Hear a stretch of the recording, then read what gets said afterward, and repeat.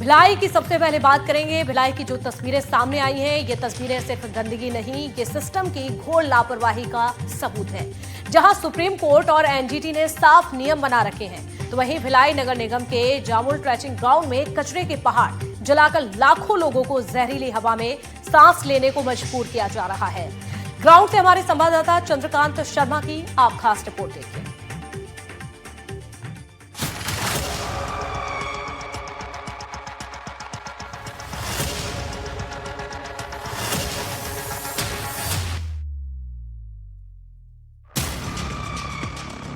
कचरे का पहाड़ और वहां से उठता जहरीला धुआं, ये भिलाई नगर निगम का जामुल ट्रेंचिंग ग्राउंड है। यहाँ हर दिन दर्जनों ट्रक भरकर कचरा डाला जाता है और फिर नियमों को ताक पर रखकर उसी कचरे में आग लगा दी जाती है। पॉलिथीन हो या प्लास्टिक बैग, मेडिकल वेस्ट हो या फिर घर से निकलने वाला आम कचरा, सब कुछ एक साथ आग के हवाले कर दिया जाता है और उससे निकलती गैस ऑफ डेथ यानी कि जहरीला धुआं जो आपकी जान ले सकता है, इंसानी फेफड़ों में पहुंचकर उसको खोखला कर सकता है। शाम ढलते ही ये इलाका गैस चैम्बर में बदल जाता है और रिहायशी इलाका होने की वजह से आसपास के लोग शाम होते ही अपने घरों की खिड़कियां बंद कर लेते हैं। यहाँ ना एयर प्योरीफायर काम आता है, ना ही आसपास लगाए कुछ पेड़। शाम होते ही यहाँ के बच्चों की सांसें भारी हो जाती हैं, बुजुर्गों की आंखों में जलन। यहाँ रहने वाले लोग बताते हैं कि रात को सोना तक मुश्किल हो जाता है और सुबह बिन सूर्य की किरण दिखे कुछ नजर ही नहीं आता। सुबह वॉक करना तो दूर, घर के अंदर सांस लेना भी चुनौती बन जाता है। दुर्ग जिला में प्रदूषण कितना हावी है और कितना घातक है, इसका जीता जागता तस्वीर हम आपको दिखाने आए हैं।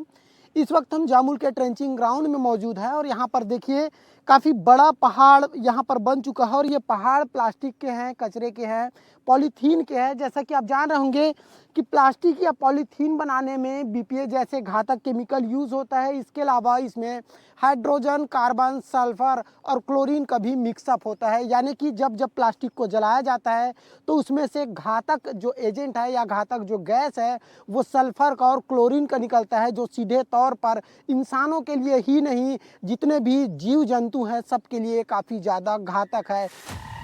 और सुप्रीम कोर्ट की गाइडलाइंस के मुताबिक खुले में कचरा जलाना अपराध है, लेकिन यहाँ रोजाना ये काम किया जाता है, जिसका असर इंसानों के साथ साथ जानवरों पर भी देखने को मिलता है। कई जानवर इस कचरे को खाने से दम तोड़ चुके हैं, जो सिर्फ अपराध नहीं बल्कि खुलेआम जीवन के साथ खिलवाड़ है। इसको लेकर एनजीटी और सुप्रीम कोर्ट ने साफ तौर पर कहा है कि यदि खुले में कचरा कोई जलाता है तो उनके खिलाफ दंडात्मक कार्रवाई की जाएगी। लेकिन आप देखिए सुप्रीम कोर्ट और एनजीटी का यहाँ पर साफ तौर पर अवहेलना किया जा रहा है। उनकी जो भी बातें हैं उसका यहाँ पर उल्लंघन दिखाई दे रहा होगा। तो देखिए यहाँ पर बताया ये जा रहा है, आसपास के लोगों ने बताया कि यहाँ कई महीनों से जो है कचरे इसी तरीके से जल रहे हैं, लगातार कचरे जला दिए जाते हैं लेकिन बुझाने वाले कोई नहीं है।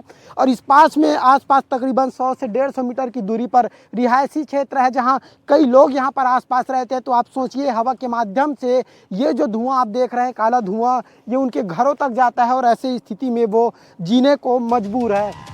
ये जामुल का रिहायशी इलाका है। यहाँ रहने वाले सैकड़ों परिवार हर दिन इसी जहरीली हवा में सांस लेते हैं।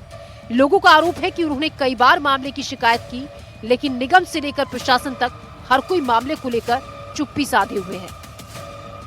पूरा का पूरा धुआं शाम को 5 बजे के बाद कुछ भी दिखाई नहीं देता है यहाँ, और सवेरे 9 बजे तक कोई मतलब कुछ भी विजुअल कुछ भी नहीं है। धूप होने के बाद ही दिखाई देता है कि हम आदमी रह भी रहा है। एक तो वो दिक्कत है। यहाँ पर हमारे बूढ़े बुजुर्ग लोग भी रहते हैं जिनको खांसी उसी बहुत सारी प्रॉब्लम हो रही। प्रॉब्लम ये है जो ढेर लगा है ना कचरे का, वो जब जलता है ना तो रात को 12 बजे के बाद से लेकर सुबह 10 बजे तक 9 बजे तक पूरा उसमें धुआंमय होता है। और उससे क्या होता है, दमा, खांसी और मेरे ख्याल से ये इसमें स्किन कैंसर का भी प्रॉब्लम आ सकती है ना। तो सांस लेना रात को मुश्किल हो जाता है। ऑटोमेटिकली कुछ मीथेन गैस बनती है जिसके कारण आग लगने की बातें सामने आती रहती हैं। हमारे साथ जैसे ही ऐसी सूचना मिलती है तत्काल उसको हम बुझाने की कार्रवाई करते हैं। आज भी सूचना ऐसी आई है कि कुछ जगहों पर आग लगी है तो हमने स्प्रिंकलर सहित गाड़ियों को भेजा है और आग पर काबू पा लिया गया है। लेकिन मौके पर हम गए सर, वहाँ आग जो है वो काफ़ी दूर तक धधक रहा है। वहाँ के लोग बताते हैं रात होते ही विजिबिलिटी खत्म हो जाता है, तो लेकिन वो बार बार शिकायत करते हैं और कुछ हो नहीं पाता सर। इसमें उस जो भी कचरा वहाँ पर है उसके डिस्पोजल के लिए ऑलरेडी कार्रवाई किया जा चुका है और बहुत ही जल्दी वो कचरा साफ करके वहाँ पर हम लोग गार्डन इत्यादि बनाएंगे। शिकायतें फाइलों में दर्ज हैं, नियम किताबों में लिखे हैं, लेकिन जमीनी हकीकत ये है कि कचरा आज भी जल रहा है और लोग आज भी बीमार पड़ रहे हैं। सवाल सिर्फ कचरे का नहीं है, सवाल जिंदगियों का है। अगर आज इस जहर पर रोक नहीं लगी तो कल ये इलाका बीमारियों का स्थायी ठिकाना बन जाएगा। अब देखना यह है कि एनजीटी और सुप्रीम कोर्ट के नियम भिलाई में कब तक सिर्फ कागजों में जिंदा रहेंगे। हाँ, जब हम मौके पर मौजूद है तो काफ़ी ज़्यादा बदबू है और खुद को हम घुटन महसूस कर रहे हैं। वैसे में देखना होगा कि यहाँ के जो जवाबदार अधिकारी है जिला प्रशासन के, वो किस तरीके से निर्णय लेते हैं और ये जो असम्य जो अपराध किया जा रहा है, असम्य जो गलती की जा रही है, इस पर किस तरीके से कार्रवाई किया जाता है। एनडीटीवी के लिए चंद्रकांत शर्मा।